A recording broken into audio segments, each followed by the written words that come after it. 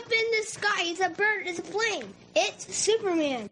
This is Dan Jurgen. This is Jason J. Lewis, the voice of Superman on Justice League Action. This is Mark Wade, writer of Superman Birthright. And you're listening to The Krypton Report.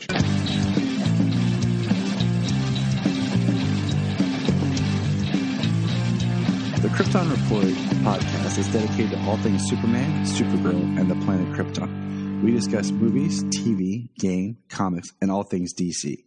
So join me, Tyler, with my co-host James and Jania. Welcome to the Krypton Report. And continuing my interview with podcasters and friends, I have on today's episode the host of Always Hold On to Smallville, Mr. Zach Moore. Welcome, Zach. What's up, man? Happy to be here. That's glad. It's nice to have you on the show. We've talked about this for a while, and it's just been, crazy. I mean, you have a busy schedule. We have a busy schedule. And, yeah.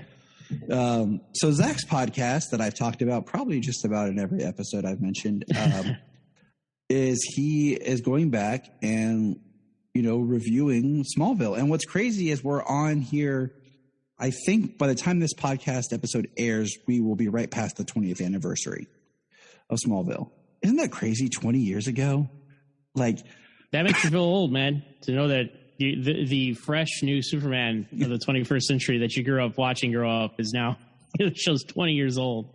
I mean, I've talked about before on your podcast and in here just how that shows in the background of my life and was really like where I was in life.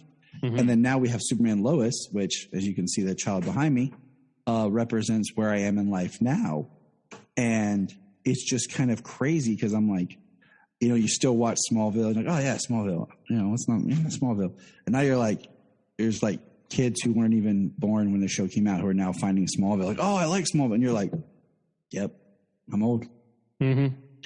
So, I mean, it is cool because, Smallville is at that perfect time to sit back, watch, and kind of reminisce and recap and look back on it compared to, the newer shows and stuff we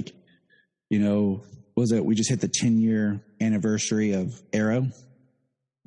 9? Was it 9 or Yeah, because let's see, Arrow was 2012. Yeah, it was 9 years. Yeah. Yeah. I had to think for a second. I was like, wait.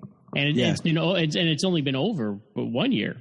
Really. Yes. So next year's next year's the 10th anniversary of when the Arrowverse started. Right. And it's already like, wow, that whole thing.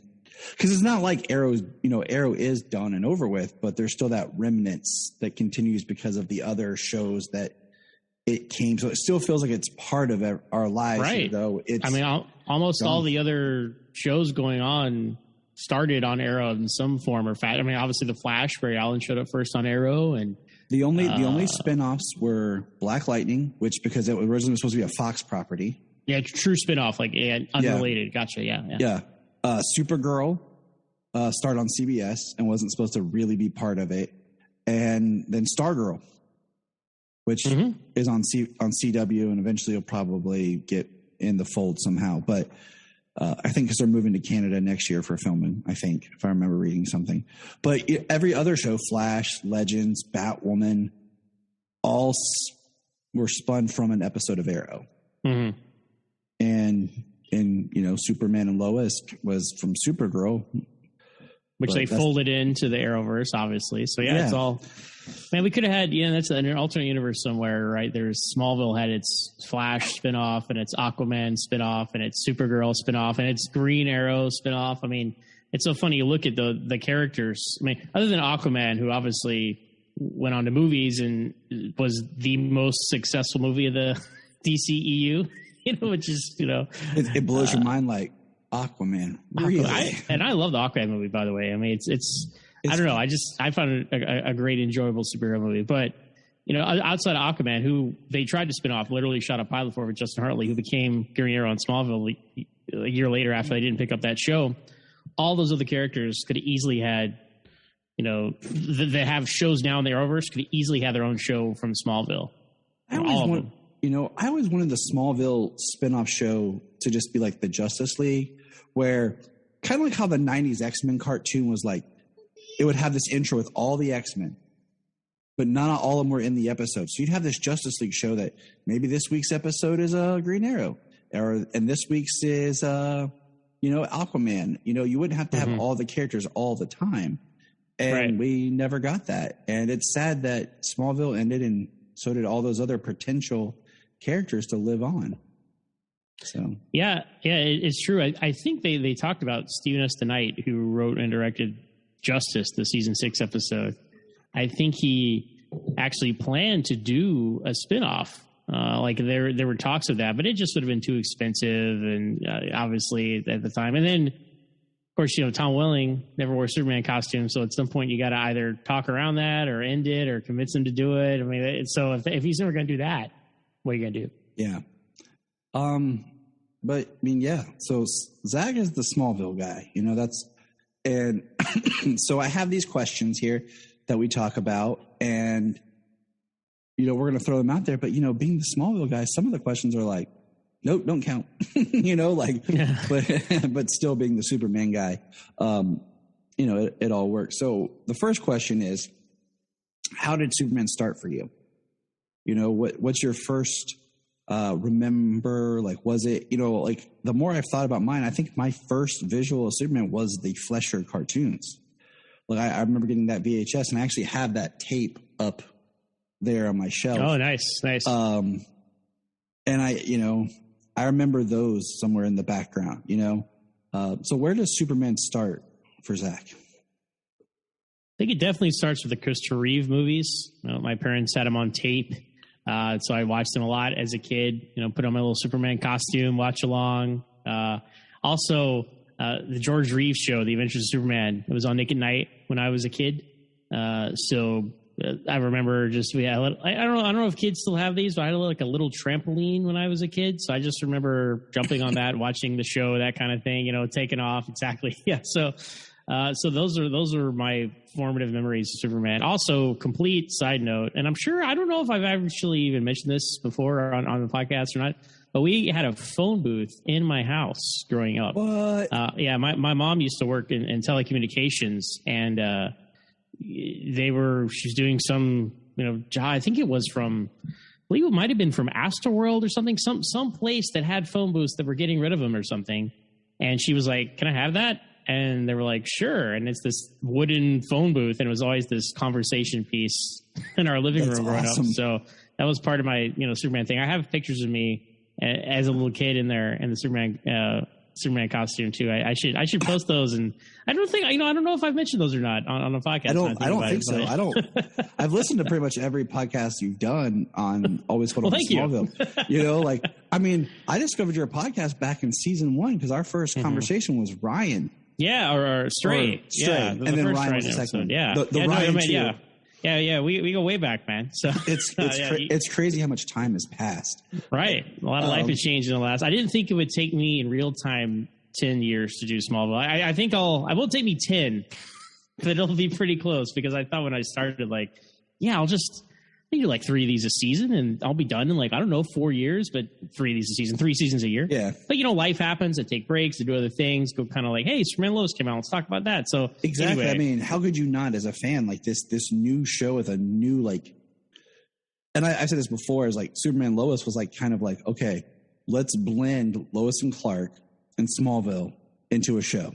It's exactly what it is. Yeah. It's we're going to kind of redo Smallville with their kids, and then we're going to kind of do a continuation of kind of where we left off with Lois and Clark, the next, the next moment.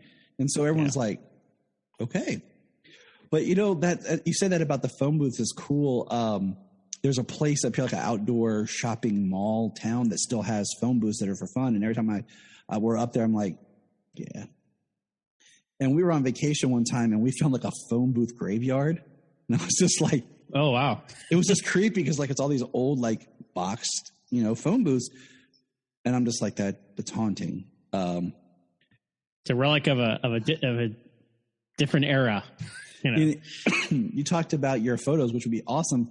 I've been asking my mom to find the photo of me at the washing machine with my arm like this crying because she had to wash my Superman costume pajamas.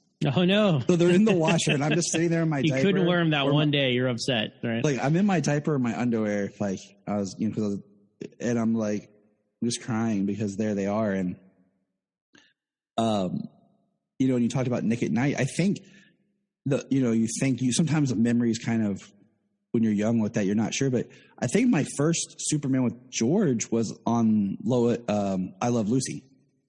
Like I think I saw the I Love Lucy episode before his actual show proper, because I used to watch I Love Lucy with my grandma, and I remember seeing that with my grandma and great grandma. So I think that was my first introduction to George as Superman. Yeah, and the George Reeves show, I mean, it's on DVD now.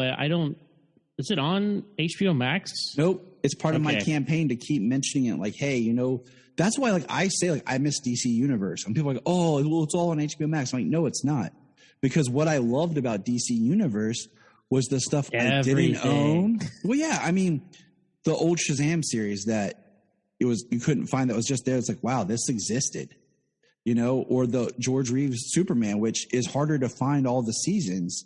I have them all on DVD from back in the day, so I'm holding on to those. I mean, even when stuff gets streaming, I'm going to get, we're collectors, man. We're fans. We're going to keep all this stuff. But, exactly. Because of, like you mentioned on your podcast, is sometimes streaming services will clip, nip, and change little things in what they broadcast. Like one of the most interesting things, and I point this out, is if you were to go to Netflix right now and watch the first episode, this episode, the Reaper episode of Supernatural, the musical cues are not the musical cues that they were later put on season 1 on the DVDs. Oh, okay. Because when they were able to release the whole media, they had gotten more popular, had the budget. They could buy the classic rock song music that they wanted to use. It's all like that of the time pop songs, just like on Smallville. But they took all of that out when they released on home media, whatever.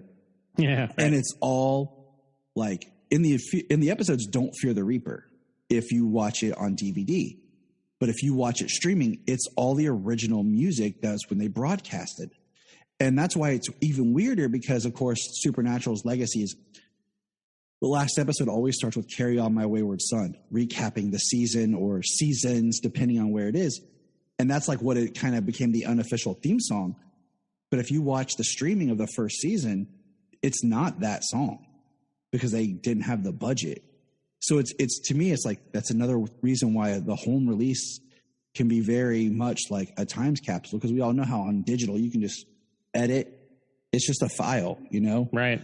And they can change whatever they want.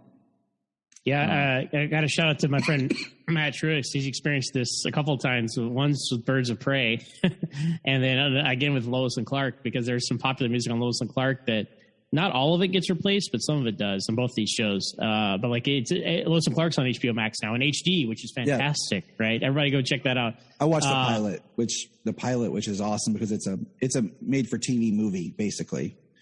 So exactly, and a lot of the music is there, but some of it's not. So hold on to those DVDs. Same thing with Birds of Prey, right? It's just because they didn't have these music packages, right, when they sold the show, and the way that syndication and streaming has all gone and stuff like that.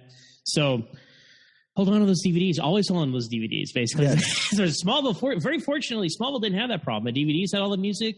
Hulu, it's on as of this recording. Who knows where it'll be? Whenever anyone listens to this, right?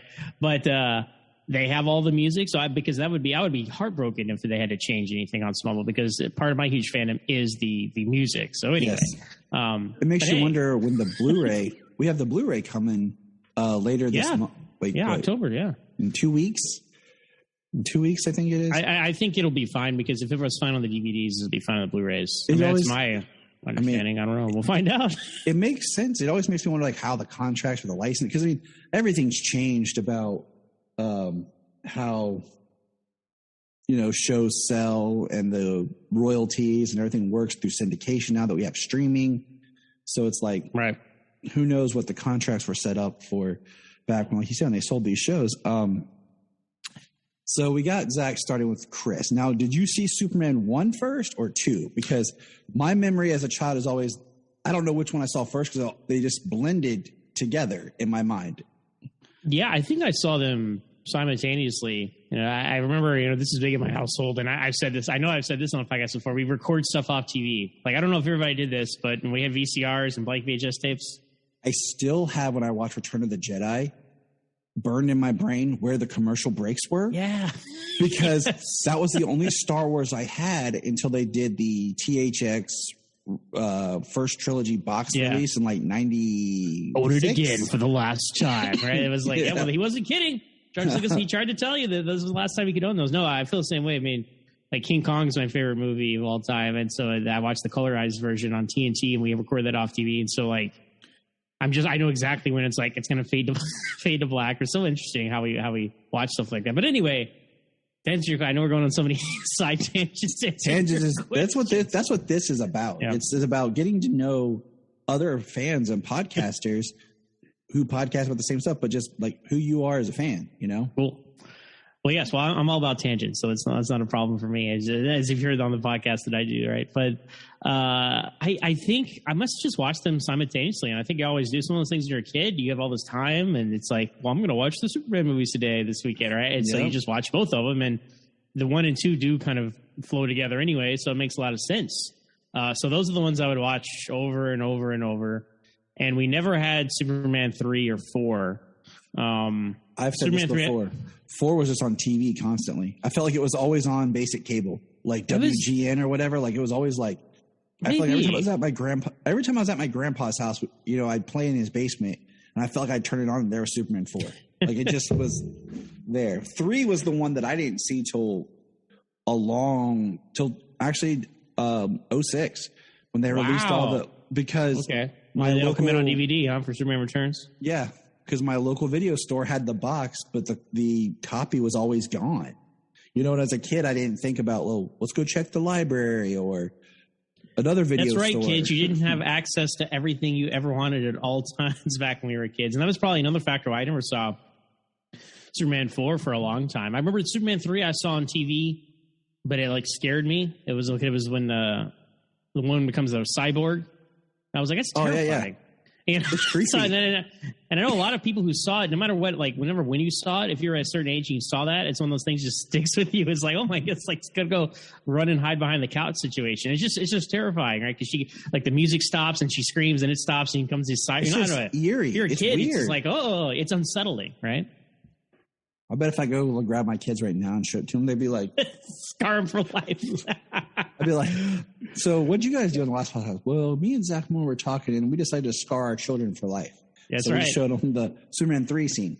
You guys got to go through the same rites of passages that we did. But Superman 4 I eventually saw. We rented from Blockbuster or something. And that was, I say later, I was probably watching the Christopher Reeve first 2 movies when I was 5 or 6. And then maybe when I was 9 or 10, I saw Superman 4 finally. And then somewhere in there, I saw bits and pieces of Superman 3. You always see, to me, Superman 3 was always on TV. Mm. It was you see bits and pieces of evil Superman here, this or that. So I kind of knew what it was. But 1 and 2 are the ones I just watch over and over and burn into my mind. It's my favorites and always will be, so. That's why I have such a high defense for Superman 4 because it was just there. Part of the childhood, in the background, and you liked it because it was Superman versus Nuclear Man. He's powerful. He's not exactly like a Kryptonian, but it's a guy in a costume. It's very comic booky. Yeah, Superman it's not a great film. Not even a good film. But you know what? They did some stuff that is straight out of the comic books. You got Superman with a giant net of nuclear missiles thrown into the sun. that is straight out of comic books, and you got to respect that. And it is what it is.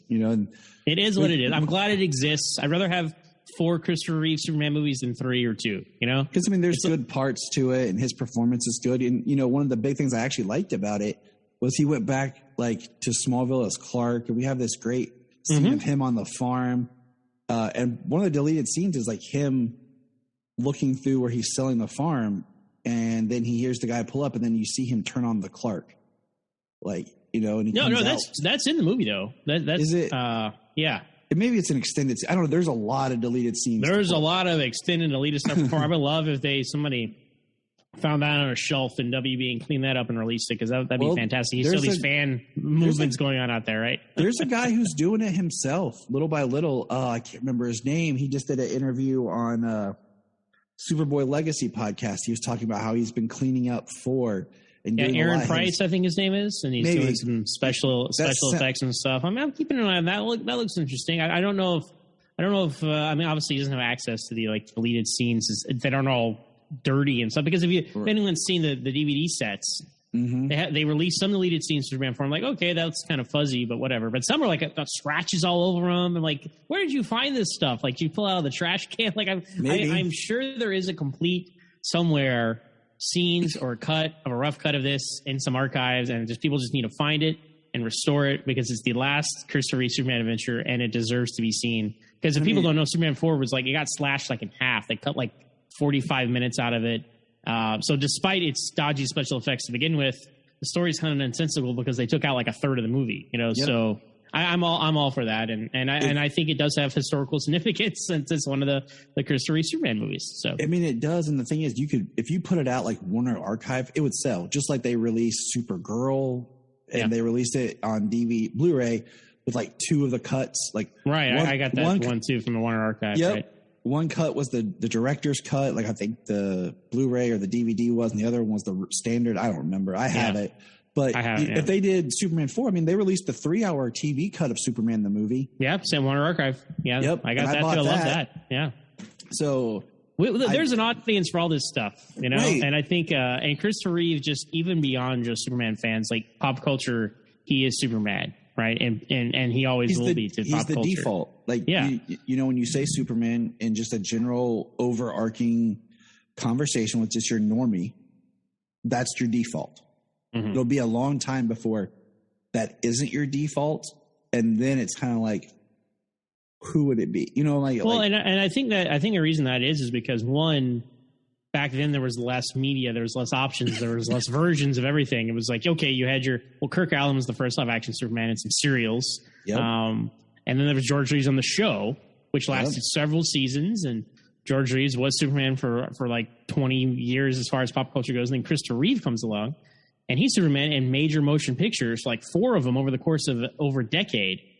And then there was no other big movie Superman until Brandon Routh, who was playing Christopher Reeve Superman. So that even extends the legacy, So if you look at it that way, it's there's no, the reach of him as Superman in the pop culture imprint is going to be really hard to replicate by anybody. Because even today, you have Henry Cavill playing Superman in movies. You have Tyler Hoechlin playing him on TV. Right, you just had Brandon Routh return as him on TV. You have all kinds of versions of everything going on. So there's not no one has a sole claim on the character like Christopher Reeve did for so long. Yep. So I mean, you're absolutely correct. We had the Crisis that was kind of hey, look at all the stuff that we've had. So, but all right, moving on with all my questions here. Sure. All right, no, you're fine. We can tangent all day. Favorite version of Superman. Now that means it could be a movie, comic, even if you're hey, I love the old radio. What is your favorite version of the character?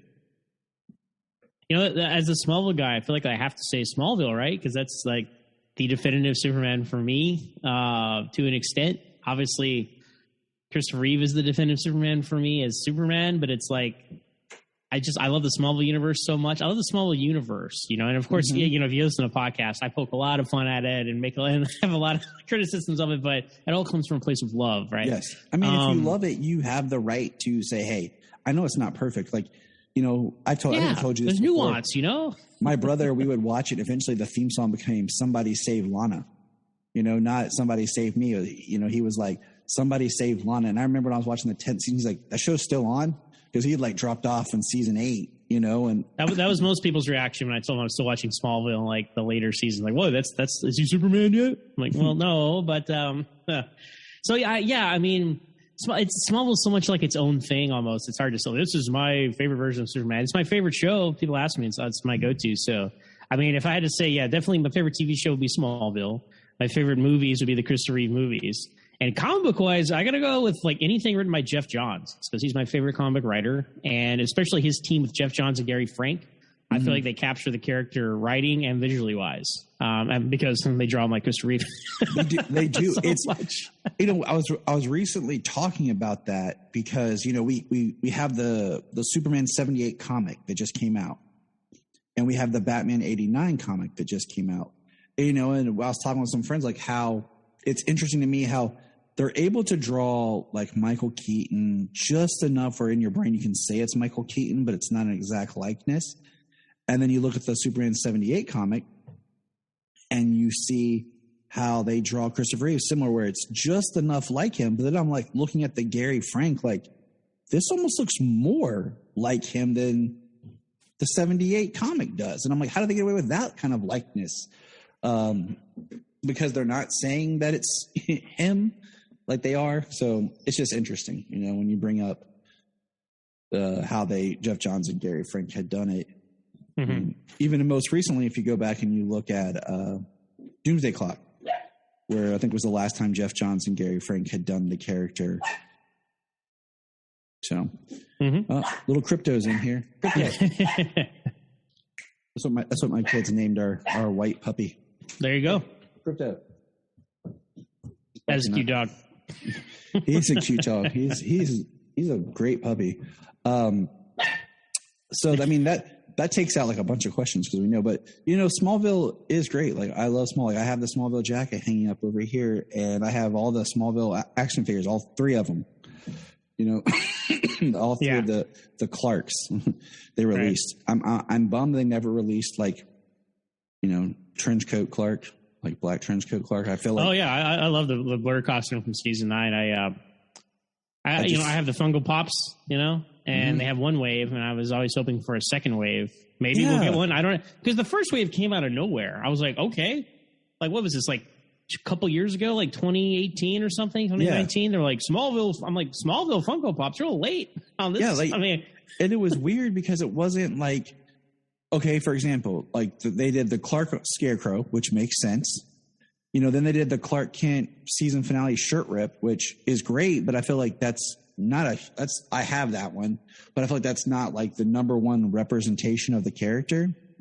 Like, why don't we have like, well, yeah, it's blue shirt, red jacket, or to the same thought that it's like, if you ever look at, I would say half of the internet articles about Smallville these days, it's always the last shot of the show with him ripping the shirt. I was like, first of all, spoilers. Second of all, that does not represent the show at all. That is such false advertising. I wish, I love the red jacket. Like before I even owned it, I just thought that was cool because it was the closest of giving him a costume that was more his own compared to, anything else where he was ripping off the Brandon Routh costume or, whatever. Mm-hmm. And I would like that as a Funko, or that as the image of Clark, and that's like when Crisis and everyone's like, is he going to be Superman? That was what I was hoping, like maybe he'd go out in the barn and grab that jacket and put that jacket on. You mean the season 10 jacket? Yeah. But the first wave of the Funko Pops, they had the President Lex, which I loved. I've always loved Lex in the white suit. So it's funny. Yes, I know that doesn't represent like the Lex of the show that often, but that did show up a lot. It showed. Yeah. I mean, even season 1 it showed up. Season 7, whenever they have like alternate evil Lex Luthor feature visions, that's what you have. Like President Lex has got the glove and all that. And I thought, yeah, that's kind of a deep cut, but I that was on my list. Like I always want something of this, and they made it. That's fantastic. So, but yeah, I mean, Green Arrow, great, but he was a main character in the last 3 seasons and like a guest star and a few episodes before that. But I get like Green Arrow is popular now because of Smallville, but making him one of the first wave of Funko Pops is I don't know. I didn't. No, I'm with you. I didn't understand that. Yeah, because like separating the art from the artist. Chloe was a bigger deal to Smallville. We didn't get a Chloe, we didn't get a Lana Pop, but we got Lois in her business suit, which is like flash forward last episode Lois. Well, to be fair, she's not wearing like her glasses and stuff, so I think it is true. And I saw, because I was wondering, like, is this a generic Lois Lane or is this Smallville specific? If you look at, I believe it's the second episode. Yeah, the second episode of season 9, Metallo. If you look up images, like just photos of the episode, like promotional images of Lois, Erica Durant's on set, she's wearing something that looks pretty much like that. So I'm like, that must be what they based it off of. See? But still, season 9, it's like Smallville was so much more than the last 2 or 3 years, right? I think most people know Smallville from the first 2 or 3 years. So I know we're like talking about like collectibles and stuff now, but real quick on the Funko Pop thing, like the first wave, right? As we kind of were talking about, Clark on the Scarecrow with the S. Got it. That's a poster. Everybody knew that. You know, makes perfect sense. That's iconic. Got it. It's funny that he's wearing the boots, little work boots. Tom Welling wore those on set, but Clark was naked. Like Clark was wearing boxers. So it's like, you're telling me that Whitney beat him up, ripped all his clothes off, and then put his shoes back on? No, that's just a funny, like, no, there was no QC check on that. Like, well, someone just saw the photo, like the set photo of Tom Welling, was like, oh, yeah, he had shoes on. I'm just thinking, did they ever do a Funko with like bare feet? That's not like an animal. Oh, maybe. Yeah, I don't know. I've tried to draw the line at just Smallville because I don't want to fall down that rabbit hole. Yeah, I fell down that because I had friends get me a couple, and like I still stick to just basically Superman, and then I have like one of each Justice Leaguer. So I have comic book John Stewart, Flash from the TV show, Aquaman from the movie. You know, like is there a Flash from the Grant Gustin Flash? Yeah. Okay. Yeah. See, if there was ever a John Wesley Ship Funko Pop, I'd be like, maybe I gotta get it. I would totally get with the red boots. Speaking of shoes and stuff, but so we got Scarecrow Clark. We have series finale last shot Superman rip Clark. Okay. Then you have President Lex. Great. Lois Lane. Okay. Green Arrow. Okay. So it's like these are all like season 7 forward, except for Scarecrow Clark. So fine. You know what? That's wave 1. They did their market research. They decided we got to have a Lois Lane in here. Green Arrow's popular. Sure. Give him a Lex, and then we'll give you 2 Clarks. Like you, blue shirt, red jacket Clark. So here's and I say this a lot on Twitter, but I just want to say this now. All right. Wave 2 for the Funko Pops. Blue shirt, red jacket Clark Kent. All right. Season 9 trench coat blur Clark Kent. Lana Lang with the Kryptonite necklace from season 1. Chloe Sullivan holding a Smallville torch. Okay. Lionel Luthor, number 5, with long hair. Yeah. I mean, so that's your next wave. Like, and then keep going. Like, do like, you do the Kents, you do the other heroes if you do 3 and 4, but you got to have more of the Smallville core cast, in my opinion, if you're going to do more of this. I have no idea if they're going to do more. I don't know what the sales were. I would love if they did more because I want to expand my collection to have just more of, like, because Smallville, it had a lot of stuff, but there's not that much Smallville memorabilia merchandise. So, like, anything that's, like, officially put out with Smallville on it, I'm all about it. So, anyway, there you go. There's my Funko rant. No, I agree with you because we get all these waves of other stuff, and I'm hoping, like, you know, one of my biggest hopes is with McFarlane putting out so many figures that they'll go back to starting to issue figures from shows, because I want my Tyler Hoechlin Superman figure, but I would love for them to go back and do like a Smallville figure, you know, because like you said, there's 3 Clarks that were released. The first one where he's wearing the blue sweater. The action figures. Yeah. Yes. Yeah. Yeah.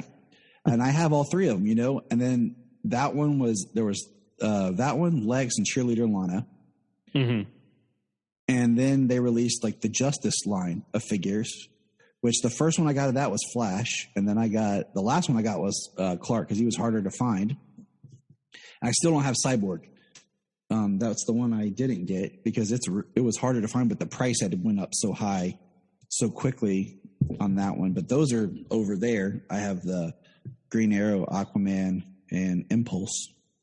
And then the one that I didn't know existed for the longest time was the figure of Clark with the red jacket, the season 10 red jacket. Yeah, your favorite jacket, yeah. Yeah, and that one I paid pretty penny for because I have to have this one.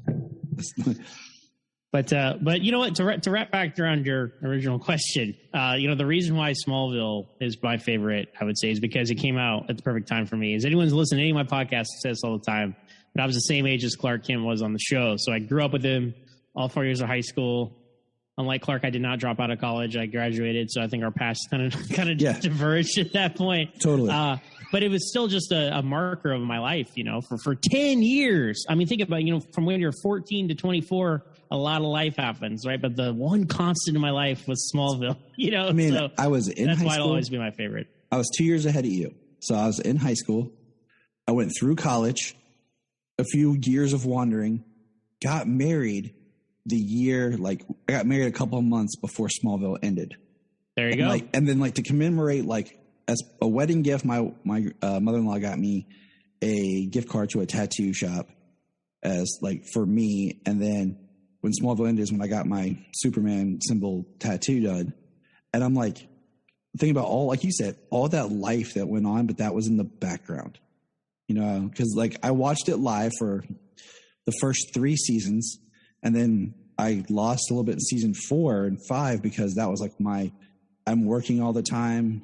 My parents would forget to DVR it or they'd erase it or whatever. So like you miss stuff, you know, and you're just kind of like, and then I picked up like, okay, when the season would drop on DVD, I just go buy it and watch it, you know, binging it before we binged on Netflix. And then season 8 on, I watched live, you know, and that was, also, season 10 was around when they started the CW app, like, but it wasn't an app. You had to stream from the website because I remember watching the Blue Beetle episode from the website to see that on my laptop. See, look at this old conversation. We've come such a long way. It's not like, oh man, it's okay. I missed Arrow this week. It'll drop on Hulu tomorrow, right? Yeah. No, none of that. No CW.com, catch up on Supergirl. None of that going on. I just bought it on iTunes, so it drops in the morning and I watch it. Yeah. So it's just like, you know, it's crazy, but you know, I was so mad. I had a band concert, freshman year of high school, and I set my VCR wrong, and I missed Leech, you know, and I was so upset. And then I had to go like on, you know, Share Bear or LimeWire or one of these things. And that's what I always have to do if I missed episodes back in the day. Like somebody, you know, would upload these episodes and you download them, and of course, the internet speed weren't that fast, so you gotta download it before you leave to go to school. And so maybe by the time you got back, it would be done and you can catch up. But anyway, that programming the VCR, very important. But while you were at school, your mom picked the phone up off the hook. I think it's by that point I think we moved past dial-up internet, thank goodness. But my mom was always behind on tech. She's like, we don't need that. And then I'm like, you know what's funny is I'm always big, like if you're into a comic book show, it makes me so mad when you're like, we're not going to put them in costume or we're going to do stuff out of costume. It's like, you know, watching Titans. Sometimes they do these scenes where they do their superheroes, but they're still in street clothes. And I'm like, why? I'm like, you should be in costume. And I do this speech, but then I watch Clark and Smallville. And I'm like, somehow there's a comfort and I'm okay with him running around in his farm boy jacket, you know, being Clark. Because, you know, one reason is like, I have never been, even before Smallville, a huge fan of the concept of Superboy in the comics. Like, oh yeah, of him having a suit in Smallville flying around, like that is such a give away your secret identity much, right? Like, you know, eventually someone's gonna start to put stuff together that Superboy was in Smallville at this time, and then Clark Kent arrives in Metropolis. When, you know, so I've never been a huge fan of that kind of whole concept. I mean, I know there's actually a lot of history of Superman that comes from the Superboy comics because, you know, that's when Jerry Siegel was able to go back and he was able to like ghostwrite a lot of Superboy, and he wrote and he expanded the mythology of the character and a lot of the stuff that we just know as Superman, like more about Krypton and stuff like that. Bizarro made his first appearance there, all kinds of stuff. Yeah, came out of the Superboy comics, and so I'm okay with the comics existing. But you know, but when I come to looking at that character in like live action, I like the idea of like the Smallville where he's figuring himself out. He still does stuff, but he doesn't have this, I'm going to go put on my costume. And like, when did, like, I always joke, like, if that's your thing, Superboy, okay, when did he wake up one day like, now I am Superman? Yesterday I was Superboy, but today I am Superman. Well, that's what's funny about, I mean, I have seen just a small handful of episodes of the Superboy TV show. But it's like, bro, how old are you? You're like, sure, you're not a boy. You're in college. I mean, Gerard Christopher was older. So Gerard Christopher was older when he started as Superboy than I think Brandon Routh and Henry Cavill as Superman, and Dean Cain, Like, okay. I think because I read this once, and this is why I always said with him. Like, I think Dean Cain was like 27 when he stopped playing Superman. and Gerard Christopher was like 31 when he started playing Superboy. Yeah. It's like, are you kidding me? It's like, but that was a whole licensing right because they could use the boy name and not the man. But there's it's still all kinds of stuff with that. Yeah, but I think, you know, and the crisis, there's so many crises on DC Comics nowadays, right? But the original 1986 Crisis on Infinite Earths, they rebooted Superman and they just erased Superboy, and that was a genius decision. Yes. But Superman the movie did it first. People don't realize this. People don't think about it because that's the current continuity. But there's no Superboy in Superman the movie. Yeah. But there is enough wiggle room where like he opens that He opens that backpack and you see those blankets. You're like, that could be his costume. That could be when the Superboy show took place. So anyway, I love that kind of headcanon stuff. But I mean, just realistically, like you're talking about, like you think about things in comics and they're cool. You look at them in live action, like, well, I think we need to change that. And I think that's definitely something that you have a lot of fun. I think the best way to do it, and this is, hey, Jeff Johns and Gary Frank did this in Superman Secret Origin, one of the best, one of my favorite Superman origin stories. They have Superboy go to the future with the Legion when he's a kid, does all his little adventures in his costume, and he comes back, and I think they erase his mind, or maybe they don't. Sometimes they do. But I think that's a great cheat of how to, like, you incorporate that, but then you don't do anything. Because in the Superboy comics, most of his adventures were with the Legion, because they don't have this comic anymore, but it's called Adventure Comics. It was one of my dad's favorite comics. I have so many old ones from my dad, and those were Superman and the Legion of Superheroes when he's a little boy and they're in the future doing stuff, right? So that's to me, that's a loophole to make that stuff work. But other than that, I agree with you. I don't want Superboy flying around in Smallville in costume, right? You know, what's funny is, like, in the Jeff Johns Secret Origin, issues 1 and 2 are like, okay, but I love what he did when they got to Metropolis, because I loved how he did Metallo as being like under General Lane, and I love the smallness of it. You know, I was like, I love Superman Birthright. It's one of my favorite, but my favorite part of that story is actually the beginning, where he's like building up to go to Metropolis. And then by the end, you know, it's this huge, you know, battle thing. But what I loved in Origins was just how small it was. It was Superman versus like Parasite and Metallo. Yeah, the movies can learn a lot from that, because once you have, like, it's the end of the world stakes, where do you go from there? Where do you go? You can't top it at that point, right? Exactly. So you're talking about like live action. So here's like the question that divides all Superman fans: Trunks. Where do you stand with Trunks? You have to wear the underwear on the outside of the pants. That is essential to me. Like I don't like look at ones without them and say like, oh, well, that's like, oh, here's the, okay. Like obviously it's from the time period, right? But he's an alien, and this is how they wore stuff on their alien planet. Fine. Like, there's no need to, I disagree with the reasoning of why they take them off, if that makes sense. Like, I don't mind costumes when they're not there, you know? I don't think like, oh, it's a terrible costume now because there's no trunks on it. I disagree with the whole like, well, that looks dumb, and it's the 21st century now, we need to take them off. I'm like, no, that's how Superman looks, you know? Like, you don't need to take those off. I think with Batman, it makes sense. It's more tactical stuff. Like, I don't think all these other superheroes need that, but in Superman, that is how the Kryptonians dressed, and it's like him wearing like some Kryptonian flag, if you will. I don't know. So I like the trunks. They never bothered me, and I don't think they make him look silly, because like Christopher Reeve he demands your respect. Yeah. Walking around like that, you don't laugh at him, you know. I mean, you might, but then you're going to stop when he starts talking to you and stuff. So that's the thing. I love the trunks. I think, you know, if Tyler Hoechlin's costume had trunks and lower shoulders and a cleaner, bigger S, it's very close to being a great costume.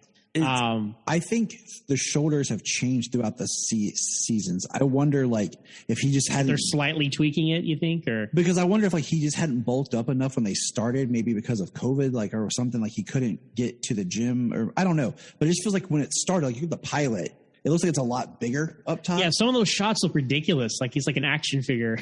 And then you go to, like, the finale, it looks a little bit better fitting. Yeah. So it makes me wonder. But I loved his S on his previous costume. I did not like his first costume, but the S was the best part, and they changed it. It's small and like kind of dirty sometimes now. And it's I don't flat. Understand. Like I like the 3D S that pops. Yeah. So bring back that.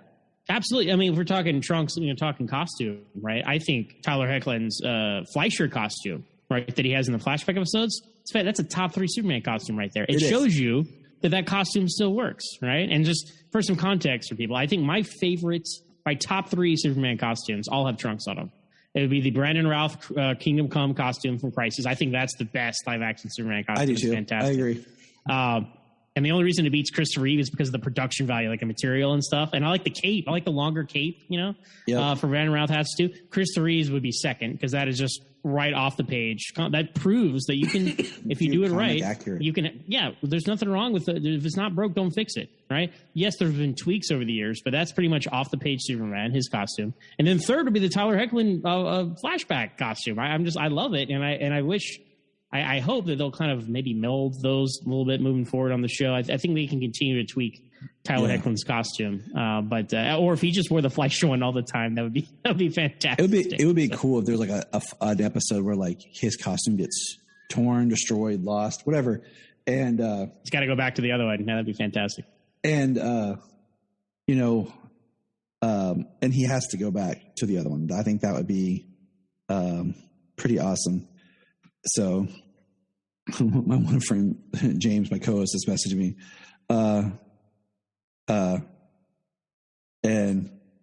It's just, he's like, oh man, he wanted to join us today, but he wasn't unable to. So it's just funny.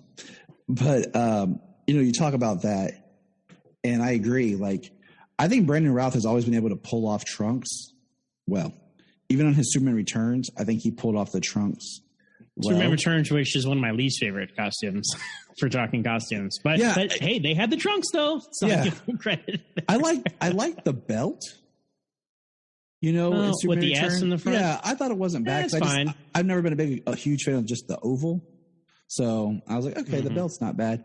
To me, it was much like the Tyler Hoechlin one. Now the high collar and the shoulders, like that. Those are somehow connected somehow. And if you need a low collar for Superman, just showing off those collarbones, it's part of it. To me, that's part of it. It looks too much like a T-shirt. I agree. High collar, I agree completely. See, we're on the same page here with that. Like, and I've come to the realization about trunks is, I don't mind them in the comics. That's fine. The art's fine. Live action just depends on how you create the suit and wear the suit, because like you said, the Kingdom Come suit, it worked fine. And the Fleischer suit worked fine. But then I just feel like there's that area where it could not work. So it's just like, like on the Henry Cavill costumes, they would stick out. Right. Like I don't, but I think there's color you can bring to it. So, but it's just funny that you just want something to break that up. All that blue, you need something to break up the blue. And that's why I like the belt that Tyler's costume has now. Like it's the very new 52. It's got yellow and red.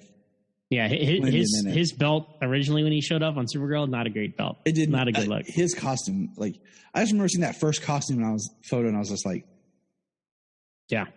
But who is your favorite other than Tom Welling? Who's your favorite Clark Kent? Other than Tom Welling, yeah. Because Tom's always falls in that medium ground of he's Clark, but he hasn't really had to create that. People just showing up at the house, that split identity, of Clark. Yeah, that's the thing about Tom Welling. If they had made him do it and had more opportunity, he would have been great. I mean, because if you look at the end of season 10, you mentioned the Blue Beetle episode before, the Booster, right? He's so good in that. When he's like, you guys have a bathroom? I got a milkshake and all that. He's so good at that, right? Like you said, he always played evil Clark evil? The villain. Great, he's so good. And I told in my head canon, I told Janine, I was like, if I could go back in time, if I was George Lucas, I'd be like, that's who I'd get for Anakin Skywalker. Tom Welling is Anakin Skywalker. Hey, just think about it, because it would make you feel like, oh, he's big already as Vader, not that Vader's height and everything is built because he's part robot, but that's a whole nother. Yeah. That's a whole nother podcast. That's a whole nother conversation. Yeah.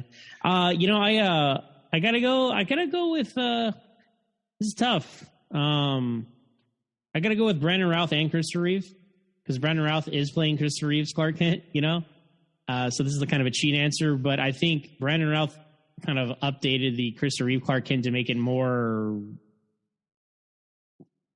realistic, Yeah. Because we love the distinction between Christopher Reeve, Superman, and Clark Kent, But if he's that over the top, bumbling, like who would take this guy seriously at all for anything? You know, and that's like come to be like part of my like I enjoy it for what it is. You know what I'm saying? But like that's part of what kind of my problem is like the idea is to blend in and see Meek, but like he's so over the top. I'm like, first of all, would you take him serious as a reporter? Like you're like, okay, can this guy do this job? Like going undercover, getting the facts. You know what I'm saying? Job, right.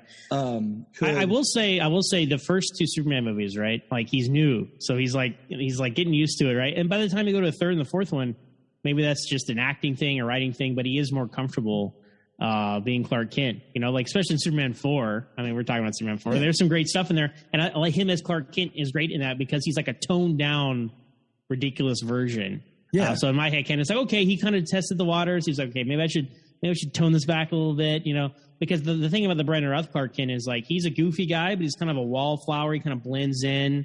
He's not like sticking out too much. He's quirky, but he's not like, oh my, can you believe this guy over here drawing attention to himself too much? And that's the other thing is like, I feel like in the first Superman, the movie, like it's the opposite. Like he draws too much attention to himself for being too over the top. So you're like, everyone's paying attention to him, but not like, hey, you're really overdoing it, bro.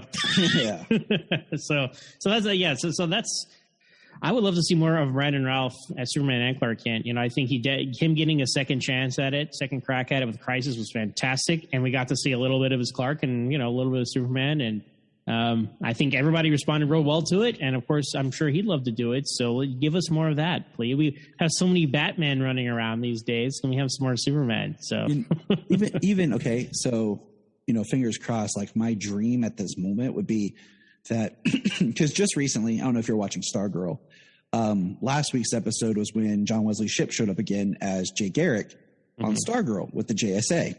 Now he's a different Jay Garrick than the one from The Flash. It's kind of in that murkiness of this is a post-crisis rewritten history because Stargirl's Earth is the new Earth 2 that has yet to be discovered by Team Flash. Right. You know what I'm saying? So it's kind of that it's post-crisis revisionist history, but it's very much it feels the same. Like I really love seeing him as Jay because if you're watching the show, I really think Starman, as he's supposed to be, is a D-bag. and like Jay puts him in his place. All right.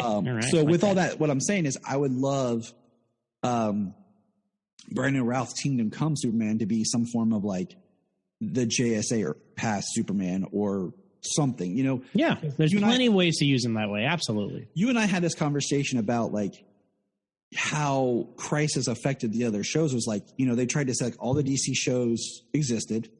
Then post-Crisis, only the shows that they teased at the end still existed. And it was kind of one of those, that way to me. So that was the end of Smallville. Like what we saw, like Smallville ended in a, that post-Crisis, because in what I cracked up about is they threw Swamp Thing in there, and yet Swamp Thing was already been canceled. All they had to do, and I know they only had Tom and Erica for one day, but seriously, all they had to do was shoot one shot, one setup of them on the porch, two little girls, looking up at the sun and like Earth 167. That's all we needed. And it would have taken an extra 3 hours. Maybe they just didn't have the time that day. Or don't even go up to the porch. Go up and stand next to the fence where you already were. You don't have to change your camera setup or anything. And I needed that one extra thing I'm like, because am I supposed to think Smallville got erased now? I mean, I didn't see them get restored. I didn't see Birds of Prey get restored or Batman 66. All of the shows from way back, you just erased them. So it's horrible, man. But that's kind of how I felt. At the same time, like this is. Well, they botched that whole thing, though. Because like the end. Because the whole point of the Crisis on Infinite Earths in the comics was like, all right, everything's on one Earth now. I'm like, okay. And of course, as years went on, the comics like, well, there's 52 Earths. No, there's not. Fine, it's the comics. But in the TV universe, like they were like, all right, that's the Crisis. And then you have Black Lightning and Supergirl and The Flash and Arrow. Which was awesome. Fantastic.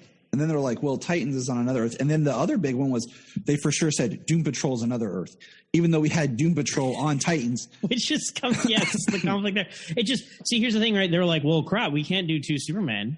Because remember in Crisis, if people are familiar with the comic book, in Crisis on Infinite Earths, they merge all the Earths together, but then the Earth 2 Superman is still around, and he's like, whoa, where's my job? And he goes to Perry White's office. It's kind of a funny thing.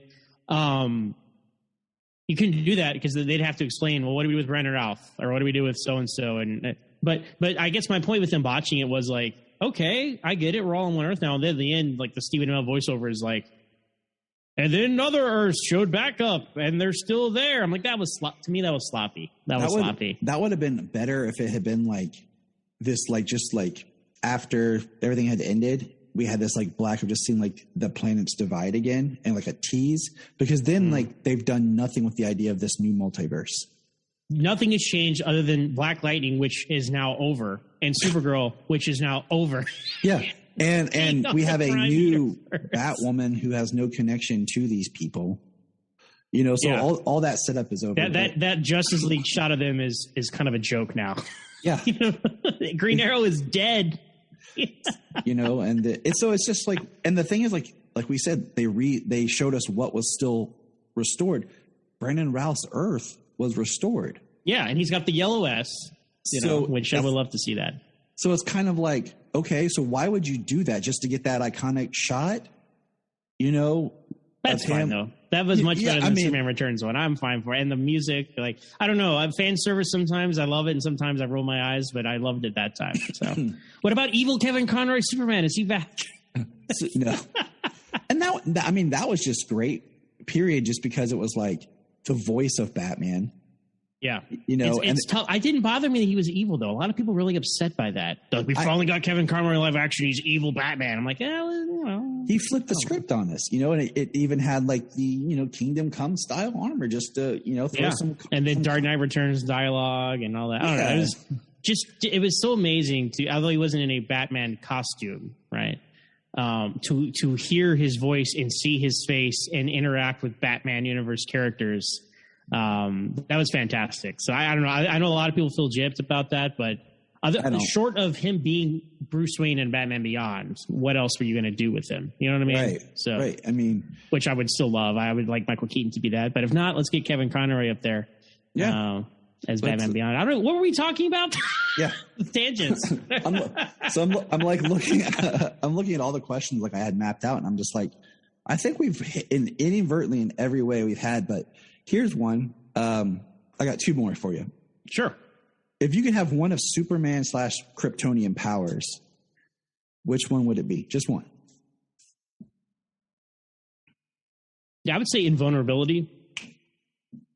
Because I feel like, and you can get really into the weeds with this. I'm like, yeah, if I fly, but I'm not invulnerable. That's not going to help me if a bird hits me. That was like when I first was like posed this question and we were talking through it with my friend Rebecca from Supergirl Radio. I was like, you know what? Like most time I go for flight, but then I got thinking like speed and all that. Like if my skin's not protected, like, you know, the Flash has the Speed Force, you know, that kind of protects him. But I'm like, if I don't have invulnerable skin and I'm flying or moving or anything, that's going to hurt. like strength is great. But if I'm not invulnerable, like, that's going to hurt. So I can lift a car, but is it going to like cut my arm off when I lift it up? Like, so these are, just safety net is a vulnerability. You know, that's like you get pushed off a building, you're fine, right? Yep. You're in an explosion, you can walk out of it, right? So I go to invulnerability. That would be my go-to. Like, yes, it would be cool to fly.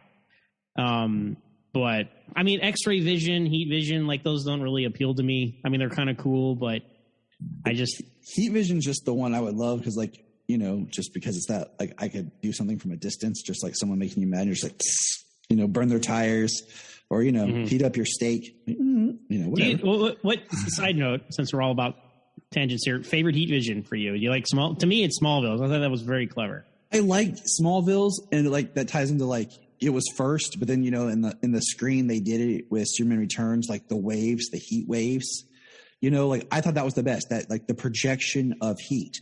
Instead of laser vision, which a lot of people call it, right? I thought the blue from their eyes in Supergirl and Superman were at first, I thought was cool. But then, like, James and I have kind of rationale, like, that would have been cool if, like, in Superman and Lois, when they are using their heat vision and they went full solar flare. It goes, like, from red to blue as it gets hotter, right? Yeah. Like, that's right, kids. Blue is hotter than red. It's scientific fact. Yeah. If they would show that, like, you know, when they're, like, going full solar flare, when they into the Eradicator, if it was, like, it was red and then it went blue, that'd be a cool way of tying it back around instead of just ignoring the fact it was ever blue, right? Yeah, yeah. They would have a lot of stuff on that show. That's his own conversation. But Smallville's evolved too, right? I remember because I was so excited, like, man, Heat Division, this is awesome. In season 2, Smallville, I'm like, I remember watching it the first time. I was like, what is that? Like some squiggly line? I was like, over the course of the episode, I got used to it. I'm like, you know what? That's really clever because we're never supposed to see Heat Vision. You know, that's why he can use it in front of other people and that kind of thing. So that works. But then as Smallville went on, like he got more powerful, like, you know, to your point, right? As if they had, if only they had done that in Supergirl and Superman showing the red to blue, Smallville went from like clear to like red and orange and yellow kind of. So like they played with that evolution of the power level too. So, but I just thought of all the reinventions of powers, obviously the special effects.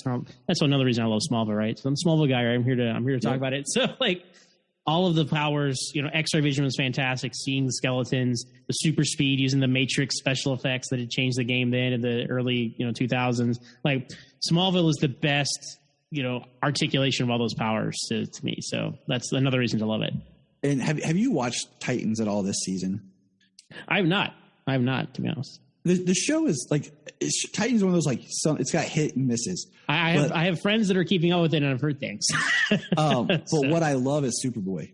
I love the way I've heard consistently they were handling him very well. So I love that he's a little bit more timid, and I hate using childlike, but there's a little bit more innocence to him instead of being like the angry Superboy from Young Justice. Okay. But one thing is when he does X-ray vision, his eyes go white. It's like this white glow. So like it's really cool because they found a way of like visualizing him like Superman, Superboy, like doing X-ray vision. So it's kind of cool just, you know, instead of doing like the glasses down, like, you know, and I mean, I love that. I love the kind of like lean forward and squint a little bit though. Like you know, and then they do like the, like, you know, Lois and Clark had the first kind of representation of like seeing something with his eyes. I do not like that at all. I do not like when like cones come out of his eyes. And like, that's, I don't know. Like, but it's hard to do. The technology wasn't there yet. So it's just like right? how they did super hearing on Smallville, where he'd like turn and they like spin around and like zoom in, like you'd see the eardrum. You know, that's one effect that Smallville never could really crack. They tried the eardrum, the CGI eardrum, the CSI style. They tried the whole like zoom in on somebody's mouth, right? Mm-hmm. And then they hold like you said, you could do a 360 around them and like wash them out with light. Like they just could never. Super hearing is a hard one to articulate. So that's the one that everybody has trouble with. And that's why, like, when I saw the Superboy and using the eyes, I was like, oh, that's cool. It's just a way of kind of, you know, because it's like when you go back and watch like X-Men First Class and James McAvoy as Professor X, like, what do I do? And he did the touching the temple thing, yeah. You know, just to kind of give some sort of like cue that he's using his ability, because other than that, it's just like this. Yeah, and same thing with, you know, Christopher Reeve in the movies, like, he doesn't use it that much, but there's no, like, he's just standing there and you kind of like have a close-up of his face looking at things and he's doing X-ray.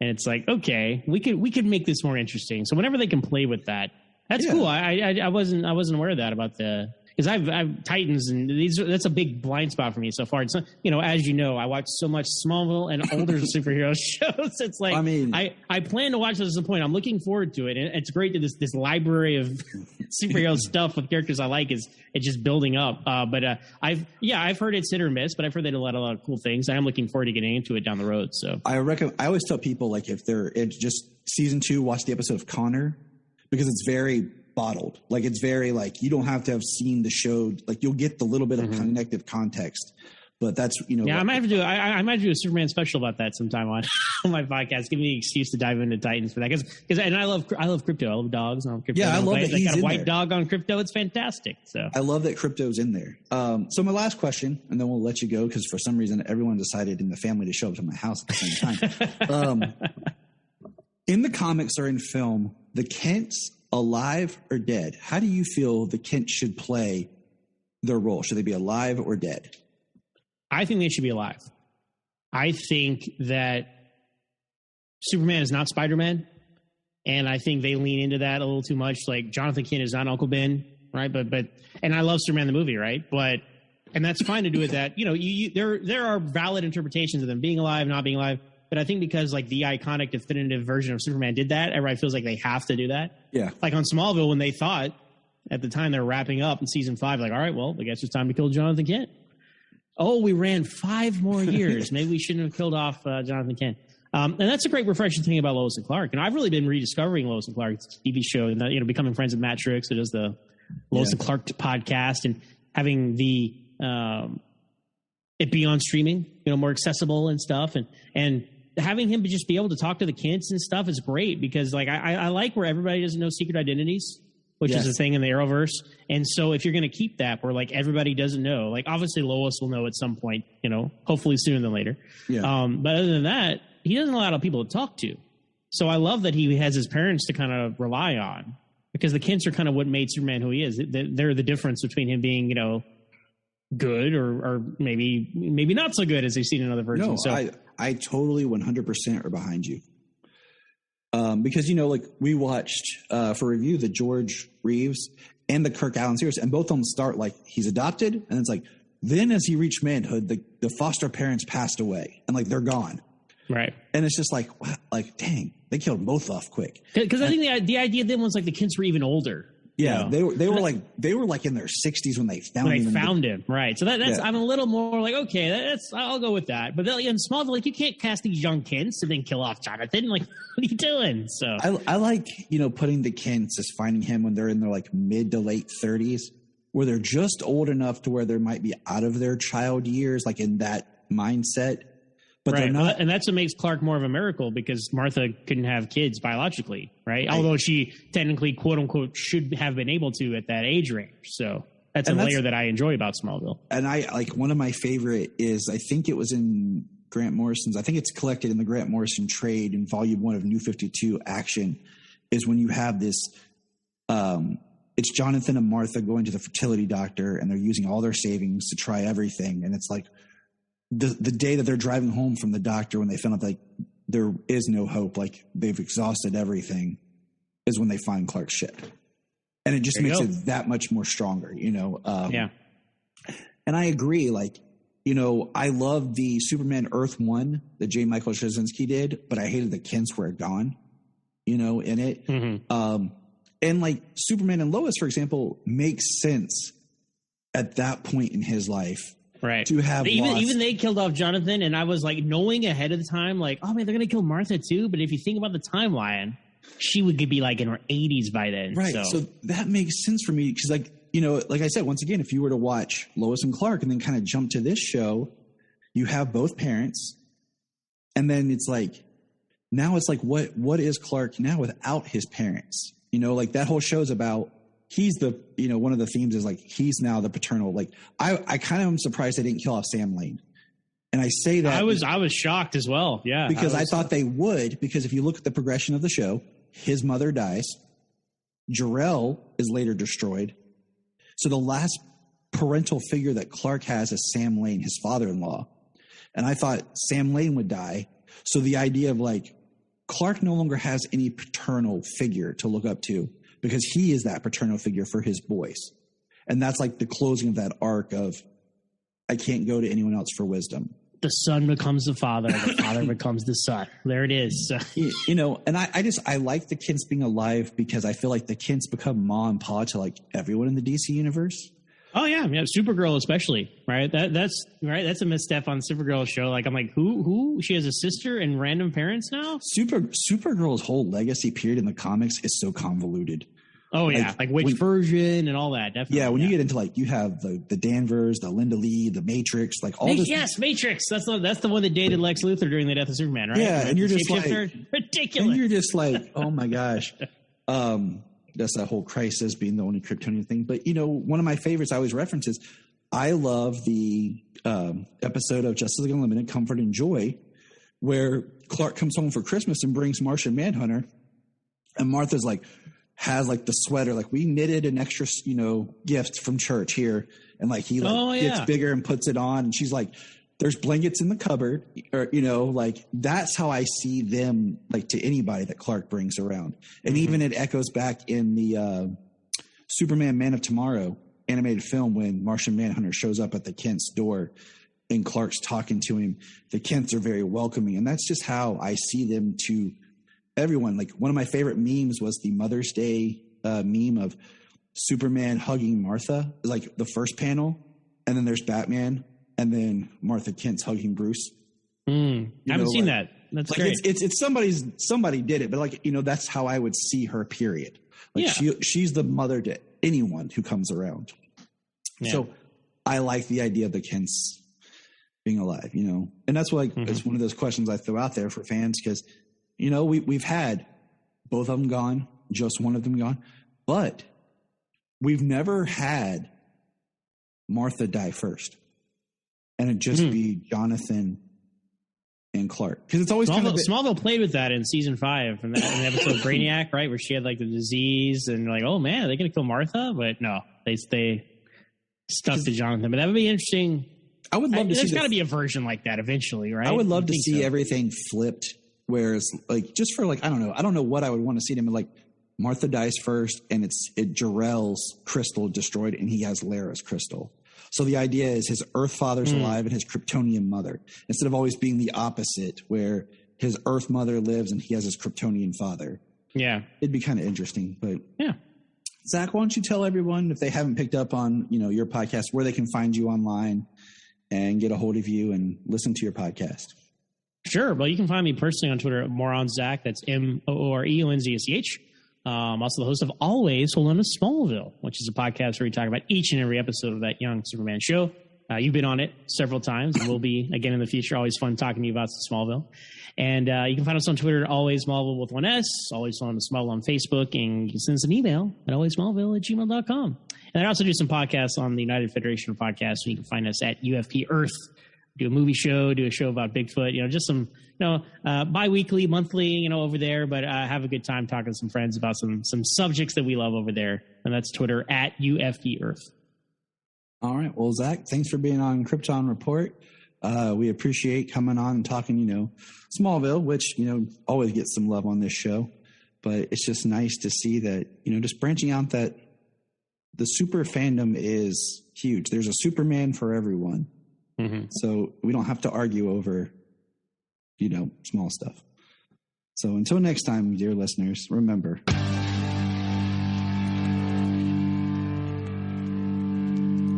up in the sky. The Krypton Report is a Tears production. We thank you for listening and enjoying, and please support us on our Patreon account, our TeePublic store, and check out our social media. Always remember to look up in the sky.